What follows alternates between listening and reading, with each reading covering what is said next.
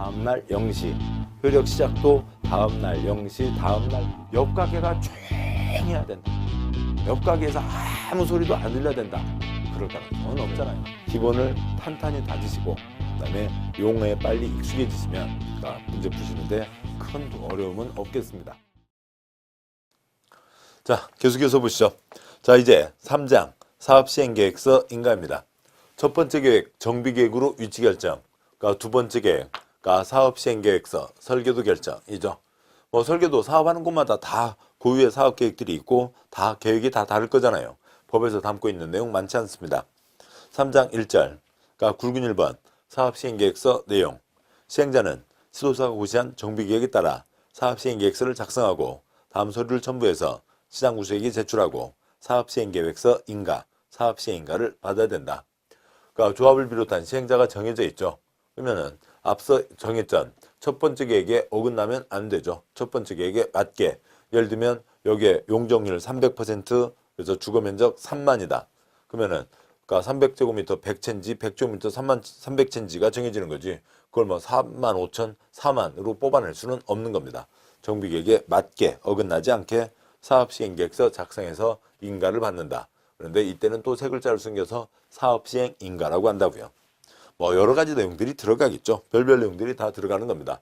설계 도면이니까 얼마나 뭐 두껍겠어요. 그러니까 뭐 거의 뭐 책자 수준입니다.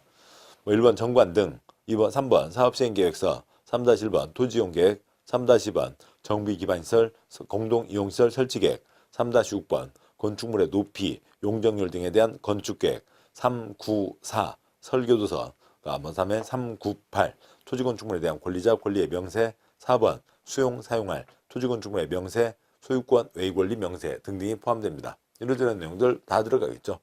어떤 시설을 어떻게 짓겠다라고 하는 시설과 건축물에 대한 세부적인 사항들이 들어가게 되고, 그다음에 그 중에 이제 4번 내용은 곧 뒤에서 보겠습니다만, 그러니까 그 수용 사용 대상이요.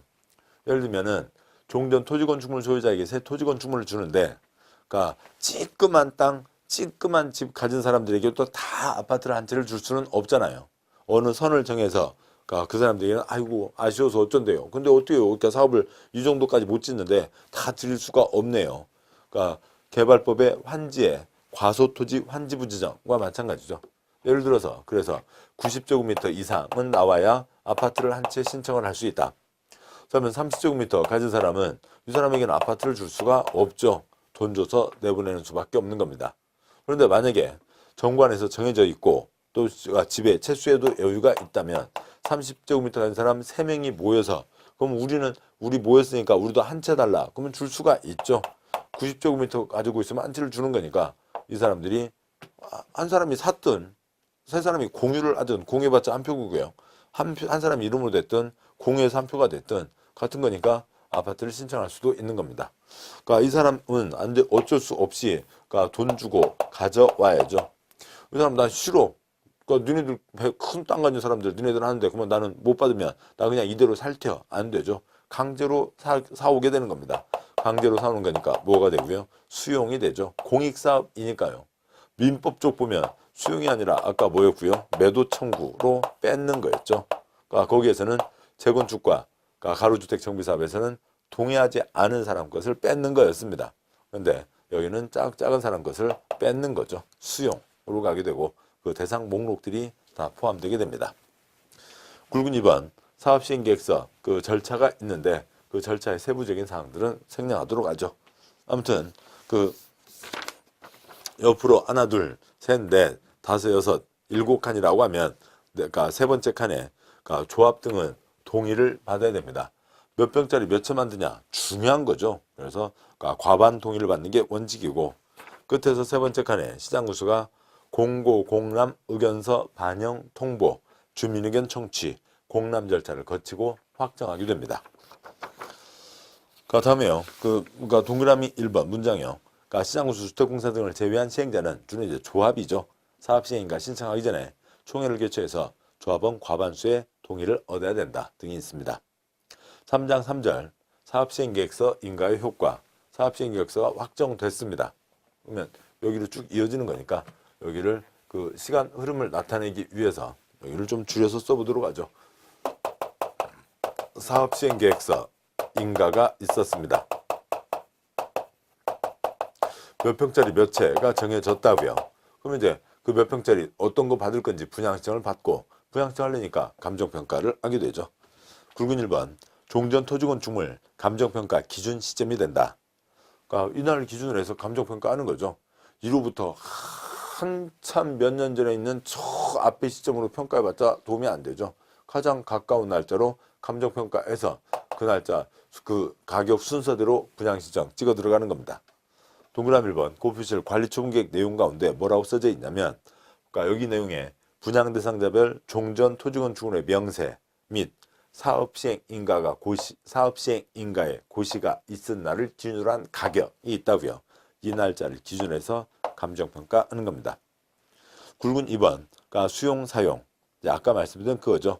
동그라미 1번 시행자는 정비구역 안에서 정비사업 시행하기 위해서 필요한 경우 토지보상법 규정에 의한 토지물건 권리 등을 취득하거나 사용할 수 있다. 어느 선이 안 되면 돈 주고 가져오는 수밖에 없죠. 단 가로주택 정비사업은 민법 족보여서 수용할 수 없고 매도 청구로 가는 거죠. 주택 재건축 사업 경우에는 아까 예외적 시행 사유가 9가지가 있었습니다. 그 중에 어느 하나 천재지변 그 밖에 불가피한 소로 인해서 긴급히 정비사업을 시행할 필요가 있다고 인정되는 때로 시장구수가 직접 시행하거나 주택공사 등을 지정개발자를 시행자로 지정하여 시행하게 하는 경우, 그러니까 그때에만 취득 사용할 수 있다. 그게 취득이 수용과 같은 얘기입니다. 그래서 그러니까 그 아래 그림에서 뭐 세 번째 칸, 뭐 두 번째 칸은 뭐 그러니까 초점은 아닌 거고요. 그러니까 첫 번째 칸, 그러니까 공적 족보인 4가지 사업은 수용. 두 번째 칸은 빼고, 세 번째 칸 민법 족보인 재건축과 그다음에 가로주택은 매도 청구로 해서 소유권을 확보해서 사업을 하게 된다는 겁니다. 다음에 이제 4장 관리처분계획으로 가게 됩니다. 관리처분계획을 세우려니까 그러니까 분양신청을 받는 거죠. 분양신청을 받게 되는 과정이 있습니다. 그림을 그러니까 여기에 사업시행계획서에서 120채를 짓는다고 정해졌다고 보죠. 그러니까 조합원이 100명입니다. 조합원이 100명 있으면 그 100명에게 그러니까 사업시행인가로 120채가 확정됐습니다. 자, 이제 분양신청 받습니다. 그러니까 생각들 하시고 몇 평 어느 걸로 하실 건지 와서들 신청들 하세요. 다 이제 알려주죠. 그러면 사람들이 이제 나는 몇 평짜리 하지? 우리는 몇 평짜리 할까? 그러니까 은행 빚가 요즘 이자가 얼마가 된대? 은행 빚 질까 말까? 등등등을 다 생각을 하겠죠. 그럼 이제 모델하우스 가서 보고 분양 신청을 합니다. 그 분양 신청 받는 기간이 있겠죠. 자, 100명 중에서 예를 들어서 80명이 신청을 했습니다.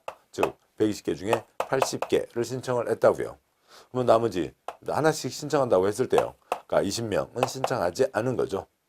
120개 중에서 조합원이 80개 신청했으니까 40개가 남는 겁니다. 자, 그러면은 그러니까 환권이 종전 토지건축물 대신에 새 토지건축물, 종전 토지건축물 소유자 가운데 조합원 가운데 새 토지건축물 받겠다 한 사람들, 이 사람들이 관리처분계획의 핵심이죠. 그리고 곧 보실 내용으로 이 80개 전체 120개 중에서 그러니까 조합원들이 80개 신청했다는 것을 분양 설계라고 합니다. 여기는 강아지 개자고 여기는 삼계탕 개자에서 좀 그렇습니다만 80개 분양 설계 그걸 뭐 아무튼 연결해 주시자고요. 80개인지 79개인지는 분양 신청 기간이 끝나야 할 수가 있죠. 안 받겠다는 사람들 돈 줘서 내보내야죠. 이 과정들이 이어지게 됩니다. 뭐 숫자로는 그러니까 60일, 30일, 60일, 20일, 그다음에 90일 등으로 되어 있는데 뭐 숫자보다도 좀 더 신경 써야 될 거는 뭐로부터 며칠, 뭐로부터 며칠, 뭐로부터 며칠까지도 나중에는 아셔야 되는데 그건 나중이고요. 아무튼 일정한 과정을 거쳐서 분양 신청을 해서 그 80명 각각에게 어디 준다 찍어주는 게 확정하는 게 관리처분계획이라고요. 문장으로 보도록 하시죠. 동그라미 1번 그러니까 시행자는 사업시행인가고시가 있은 날부터 60일 이내에 계략적인 부담금 내역, 분양신청기간, 기타 사항을 토지등 소유자에게 통지하고 분양 대상이 되는 대지건축물 내역 등을 일간신문에 공고하여야 한다. 이게 있으면 이로부터 60일 안에 다 알려주라고요. 자, 이제 분양신청 받습니다. 라고 이제 다음 절차로 진행해 가야죠. 시간을 계속 끌고 있으면 안 되죠. 60일 안에 통지하고 공고해야 된다.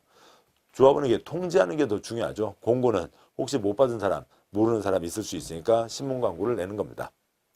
동그라미 2번. 이 경우 이 분양 신청 기간은 그러니까 통지한 날부터 30일 이상 60일 이내로 하여한다. 단 시행자는 분양 신청 기간을 20일 범위에서 연장할 수 있다. 모델하우스 여놓는 기간을 조합장이 조합장이 어느 선에서는 마음대로 정할 수 있죠. 30일로 할 수도 있고 42일로 할 수도 있고 57일로 할 수도 있고 60일로 할 수도 있다. 30일, 60일 사이에서 정한다.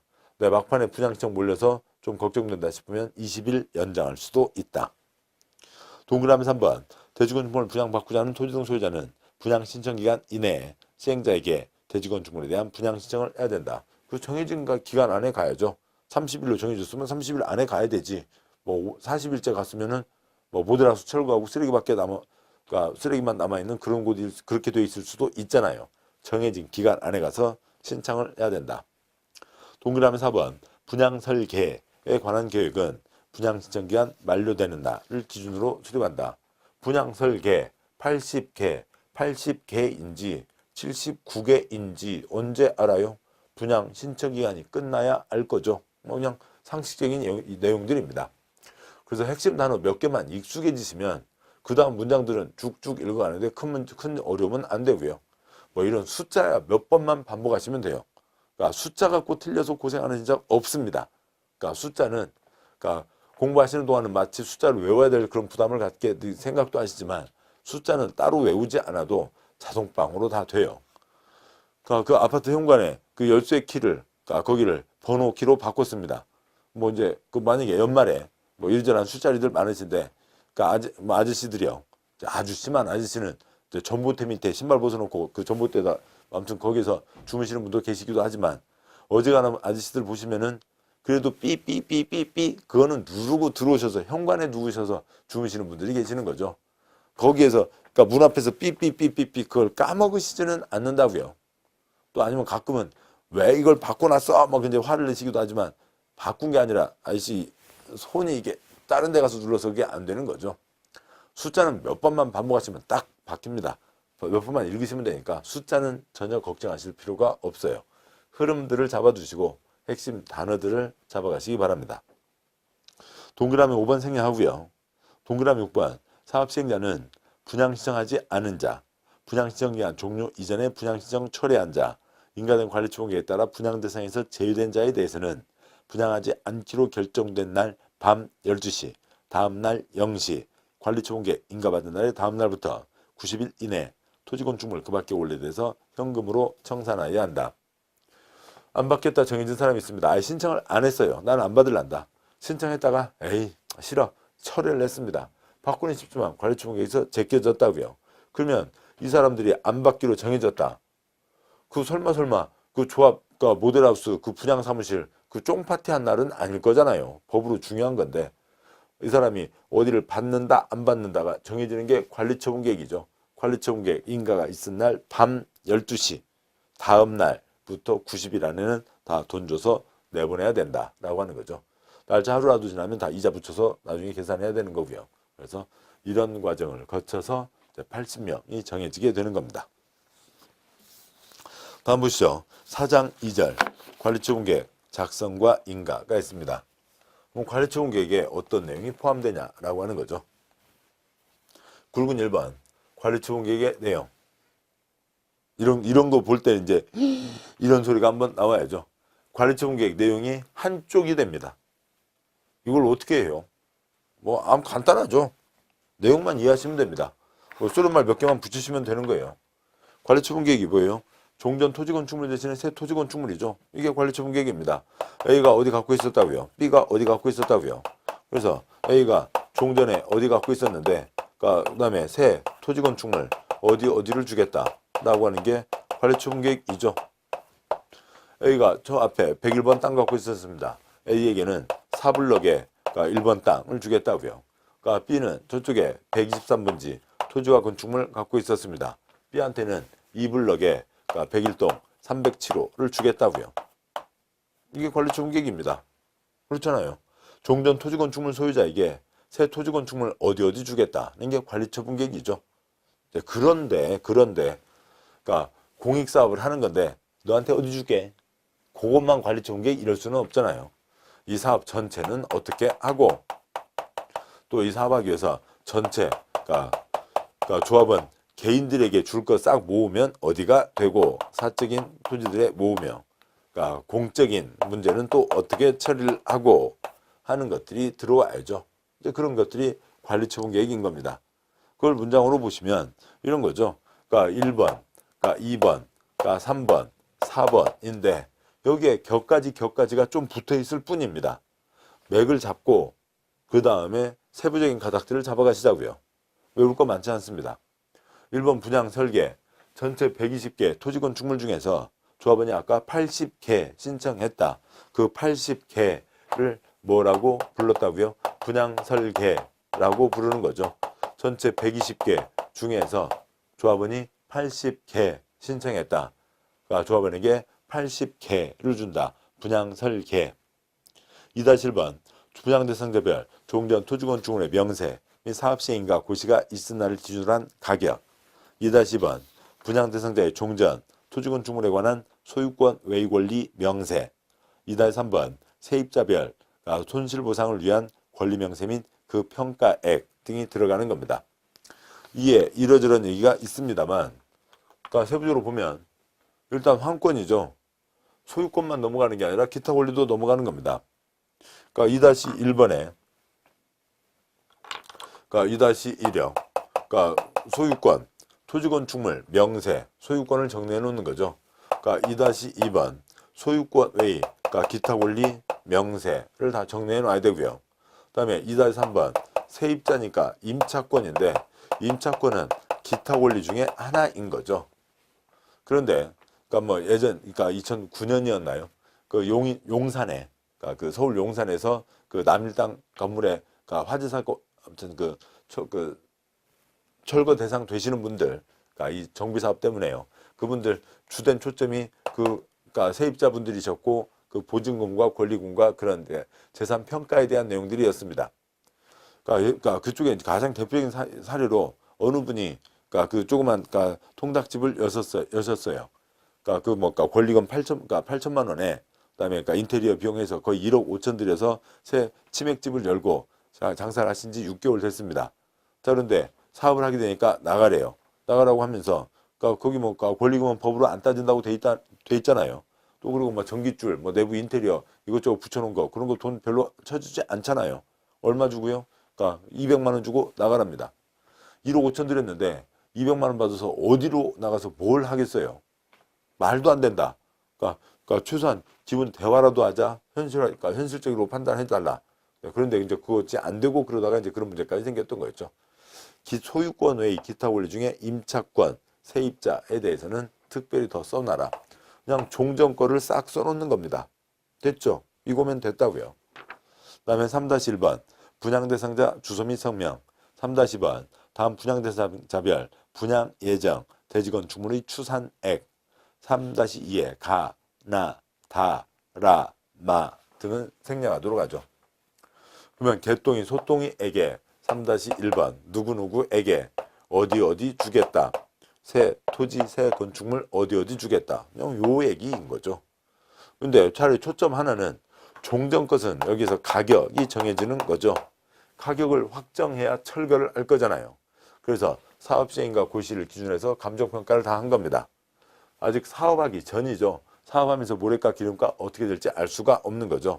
새 토지 건축물은 가격이 아니라 뭐밖에 안 나오는 거고요. 추산액밖에 안 나오는 거죠. 분양 예정은 추산액인 겁니다. 4번 정비사업비 추산액, 그다음에 그에 따른 조합원 부담규모, 부담시기. 사업하는데 돈 드는데 그 돈 문제는 어떻게 할 거냐고요. 전체 어느 정도가 들고 조합원들이 언제 어느 정도를 내야 된다라고 하는 그런 가닥들이 관리처분 계획입니다. 말만 길지 종전 토지건축물 대신에 새 토지건축물 어디 주겠다는 거고 전체 내용을 그려보는 게 확정하는 게 관리처분 계획인 거죠. 자, 여기까지 보셨고 그 다음에 관리처분 계획 종전 토지건축물 대신에 새 토지건축물인데 그 중에 새 토지 또 새 건축물 여러 가지가 있겠습니다만 그 중에서도 주택 공급형 아파트 몇 채 받냐라고 하는 게 주된 초점이 되겠죠. 죄송합니다. 2-1번 주택 공급에 대해서요. 일단은 정비사업은 공익사업이죠. 그리고 재개발과 도시환경이 기본입니다. 그래서 한 채 준다가 원칙이에요. 그러니까 2-1번 1세대 1인이 하나 이상의 주택 토지를 소유한 경우 1주택을 공급하고 한 사람이 10개 갖고 있습니다. 한 채 준다고요. 같은 세대에 속하지 않는 2인 이상이 1주택, 1토지를 공유한 경우 2인 이상 몇 명이요? 480명이요. 480명이 땅 하나 공유하고 있으면 한 채 준다는 거죠. 그래서 한 채 주는 게 원칙. 2-2번 주택 공급 기준에 예외가 있습니다. 동그라미 1번은 생략하고요. 동그라미 2, 3, 4, 5를 모아놓은 게 그 표입니다. 동그라미 2번 다음에 해당하는 토지 등 소유자에게는 소유한 주택수만큼 공급할 수 있다. 10채 갖고 있으면 10채. 1, 2, 3. 작은 1번 국가, 지방, 주택공사 등 공적 주체예요. 공적 활동 해야죠. 10채 갖고 있었으면 10채 가져야 계속 그 공적 활동을 유지할 수 있는 겁니다. 2번 근로자, 숙소, 기숙사, 용도로 주택을 소유하고 있는 토지 등 소유자. 대한민국 경제발전 위해서 공장, 사무실, 땀 흘려 일하시는 분들을 위해서 사는 집 10개 있었는데 그걸 줄일 수는 없잖아요. 그건 당연히 10채 가져가셔야죠. 3번 수도권 과밀 억제 권역에 위치하지 않은 주택, 재건축, 토지 등 소유자가 있습니다. 과밀 억제 권역이요. 그러니까 직접 우리 시험 범위는 포함되지 않아서 외울 필요는 없습니다만 또 나왔으니까 상식적으로 한번 보시자고요. 서울, 인천, 경기, 서울, 인천, 경기가 수도권이죠. 그 수도권 중에 서울 위로 의정부, 아래로 수원, 성남까지가 과밀 억제 권역. 그 다음에 북한강 내려오고 남한강, 북한강 흘러들어오고 남한강 흘러들어오는 그쪽 자리들이 보전 관리 권역. 그 다음에 자연 보전 권역. 그 다음에요. 그 나머지 땅, 저 위로 파주 쪽, 그 다음에 아래 평택 화성 쪽으로 성장 관리 권역이라고 되어 있습니다. 그래서 수도권 중에서도 과밀 억제 권역. 워낙 바글바글하니까 이제 좀 그만 두라고요. 여기 이제 가장 대표적인 예로 대학교를 지을 수가 없는 거죠. 그런 곳이 있습니다. 거기는 바글바글 지역이니까 다른 사람도 들어와야 된다고요. 그런데 그래서 많이 주지 않는데 거기가 아닌 곳은 재건축은 10채 갖고 있으면 10채. 우리나라 대부분 재건축은 10채 갖고 있으면 10채. 소유한 주택수만큼 받아가는 겁니다. 동그라미 3번 종전 토지건축물 가격 범위, 종전 주택의 전용면적 범위에서 2주택을 공급할 수 있고 이 중 1주택은 주거 전용면적 60제곱미터 이하로 한다. 단 60제곱미터 이하로 공급받은 1주택은 정비사업 완료 후 소유권 이전 시 다음 날부터 3년이 지나기 전에는 주택을 전매하거나 전매를 알선할 수 없다고 되어 있습니다. 그동안 이제 워낙 큰 평수만 받아왔잖아요. 한 채 주는 게 원칙. 근데 작은 집 짓겠다고 하면 한 채 더 얹어줄 수 있다. 그 작은 집 한 채를 더 주겠다. 그러니까 이쪽 사업을 하는 쪽에서 그러면 작은 집을 지으면 한 채를 더 받을 수 있으니까 작은 집도 짓자. 이렇게 해서 작은 집 공급을 늘리자고요. 근데 큰 집 하나 받고 작은 집 하나 받았는데 그 중에 바로 판다 그러면 큰 집은 자기가 살고 작은 집은 바로 팔아서 또 시장에 또 투기 상황이 만들어질 수 있잖아요. 그래서 이 작은 집은 3년 동안은 못 판다. 또 요즘 전세난, 월세 그 임대 문제가 심각하잖아요. 그러니까 이거는 임대주택 물량으로 내놔라. 못 파니까 임대로 전세 월세로 내놓게 되는 거겠죠. 동그라미 4번 수도권 정비계획법에 따른 과밀 억제 권역에서 투기과일지구에 위치하지 않은 주택 재건축 사업의 경우에는 3주택 이하로 한정하여 공급할 수 있다. 이 과밀 억제 권역 중에서도 투기과일지구가 아니면 물론 이제 지금 현재는 몇 년 전에 우리나라 세 군데 남아있던 서초, 강남, 송파 투기과일지구를 싹 없애서 하나도 남아있지는 않습니다만 아무튼요. 투기과일지구는 투기 잡지 않은 거니까 한 채나 두 채만 주고요. 과밀 억제 권역에서 투기과일지구가 아니면 10채 갖고 있어도 3채까지는 준다는 거죠. 동그라미 4번, 동그라미 5번 가로주택 정비사업 경우에는 3주택 이하로 안정한다. 과로는 생략하고요. 소규모 사업이니까 3채 받았으면 크게 받았다는 거죠. 그래서 그걸 요약한 표가 있죠. 2-2번의 표에서요. 옆으로 5칸입니다. 옆으로 5칸. 먼저 도로공사, 하수공사는 주거환경 관리사업은 관리처분이 아니죠. 그걸 뺀. 첫 번째 칸. 주거환경 개선과 주택 재개발 도시환경은 한 채 받는 게 원칙, 찌금 한 집 한 채 더 받을 수 있습니다. 둘, 셋, 넷. 간이 복잡하죠. 알으셔야 됩니다. 재건축 사업에서 과밀 억제 권역이고 투기과일 죽으면 한 채라고요. 근데 작은 집 지으면 한 채 더 받을 수 있다. 세 번째 칸, 그러니까 재건축, 과밀 억제 권역, 투기과일 죽고 아니면은 세 채까지 받을 수가 있습니다. 네 번째 칸, 과밀 억제 권역이 아닌 우리나라 대부분 지역에서 재건축은 10채 갖고 있으면 10채인 거죠. 가로주택, 다섯 번째 칸, 가로주택은 세 채까지 준다라고 하는 게 있습니다. 이런 내용들을 쭉 정리하는 것들이 관리처분 계획이죠. 그리고 지금 이 주택 공급에서 조합의 차이점까지가 이제 다 마무리가 된 거죠. 그러니까 아까 조합에서 그러니까 설립인가 요건, 누가 조합원이 되냐, 조합원지 이전할 수 있냐 없냐, 그다음에 주택 공급, 채수의 차이들이 있었죠. 그다음에 굵은 3번 관리처분 계획 인가를 받게 됩니다. 시장 구수에게 인가를 받는다. 날짜 같은 경우는 생략을 하고요. 그다음에 4장 3절 관리처분 계획 인가가 있습니다. 그러면 이제 사업을 하는 거죠. 사업을 할 때는 전면 철거로 가는 게 기본입니다. 그러니까 따라서 사람들 다 나가야 되죠. 동그라미 1번. 그러니까 사업 승계하는 관리처분 계획 인가를 받은 후 기존 건축물을 철거한다. 이게 있고 그 다음 철거를 해야 되죠.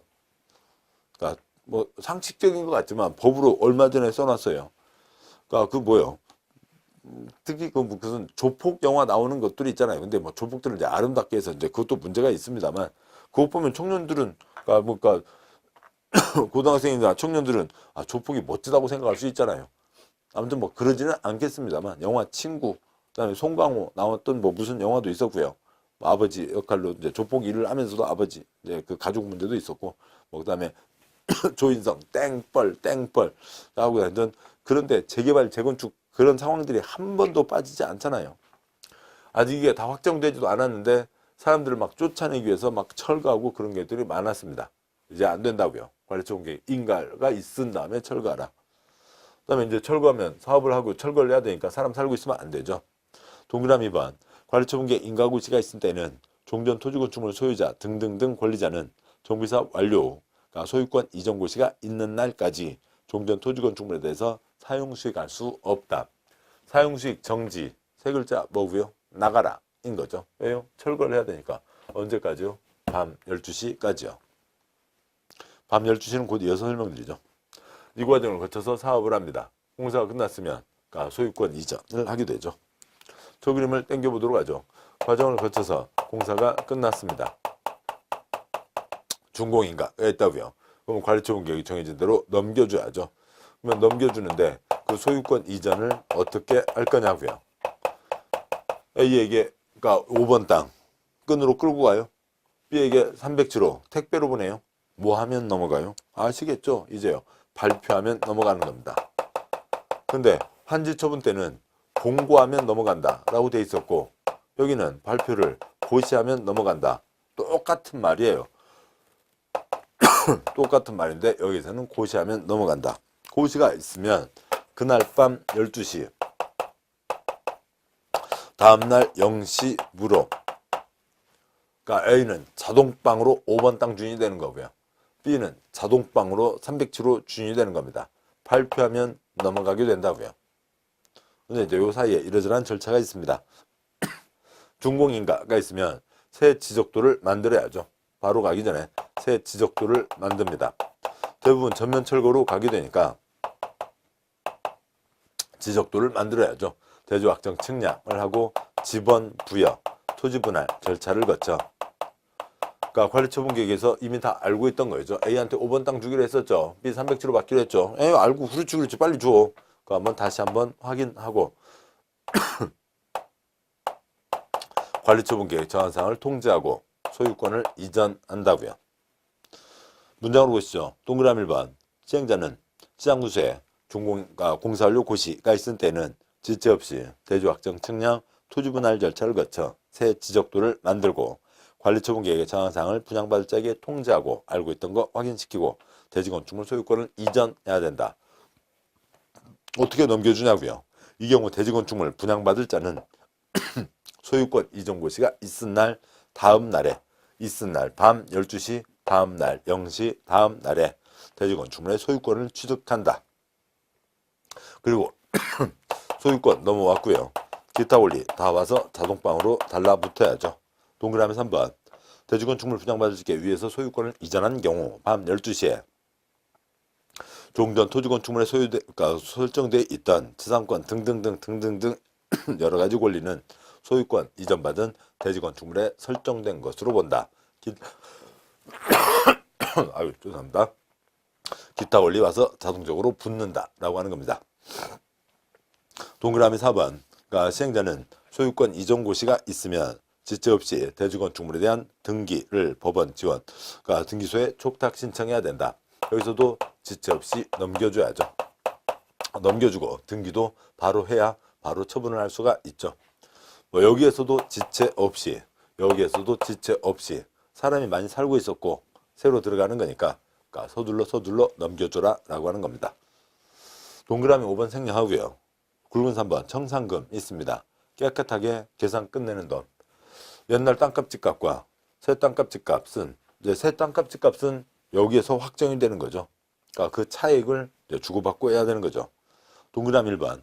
대지건축물 분양받은 자가 종전의 소유가 된 토지건축물 가격과 분양받은 대지건축물 가격 사이에 차이가 있는 경우에는 시행자는 소유권 이전 고시가 있은 후에 이 밤 12시에 차익에 상당하는 금액, 청산금을 분양받은 자로부터 징수하거나 지급해야 된다고 되어 있습니다.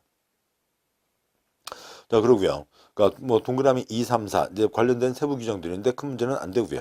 동그라미 5번. 그러니까 공법, 행정법, 채권 소멸시효 5년이라고 그랬죠. 청산금 지급받을 권리, 징수할 권리는 소유권 이전 고시일 다음 날부터 밤 12시부터 5년간 행사하지 않으면 시효로 소멸한다고 되어 있습니다. 자, 이상들 과정을 거쳐서 정비사업이 마무리가 됐네요.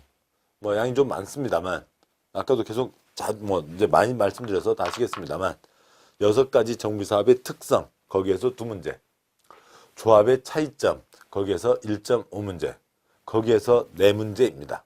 그리고 정비사업은 그러니까 처음에 볼 때는 절차가 많이 복잡하게 느껴지겠습니다만 그러니까 다음에 좀 이제 익숙해지시면 그러니까 이 큰 가닥 3개만 잡으시면 되는 거죠. 첫 번째 계획 위치 결정, 정비계획으로 정비구역 위치 결정, 두 번째 계획 설계도 결정, 사업시행계획서 결정, 세 번째 계획 환권, 권리변환 결정, 관리처분계획 결정하고 사업을 하게 됩니다. 그리고 그 사이사이들에 이것저것 넣는 것은 3가지만 잡고 계시면 나머지들 끼워 넣는 건 아무 문제가 안 돼요. 6가지 사업의 특성과 전체 흐름들을 염두에 두시면서 공부하셔야 됩니다. 아무튼 그러니까 계속 혀로 소리를 내셔서 6가지 사업은 우선 그러니까 혀에 익숙해지셔야 되겠죠. 자, 고생 많으셨고 여기까지 정비법 내용을 보셨습니다. 수고하셨습니다.